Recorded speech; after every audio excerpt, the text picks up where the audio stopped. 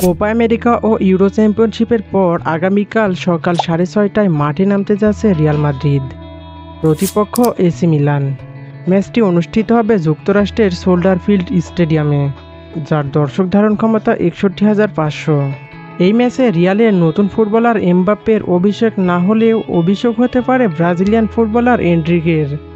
ছুটিতে থাকার কারণে এই ম্যাচে দেখা যাবে না বেলিংহাম ও কারভাহালকে। তাই ধারণা করা হচ্ছে ভিনি এবং এন্ড্রিকদের সাথে নিয়েই আগামীকাল এসি মিলানের বিপক্ষে মাঠে নামছে রিয়াল মাদ্রিদ। এসি মিলানের সর্বশেষ 5 ম্যাচে 1 জয়, 2 ড্র এবং 2 হার। অপরদিকে রিয়াল মাদ্রিদ একটি ম্যাচও হারেনি। এখন পর্যন্ত রিয়াল মাদ্রিদ এসি মিলানের সাথে 8 বার মুখোমুখি দেখায় মাদ্রিদের হার মাত্র একটিতে, তাও আবার 2014 সালে।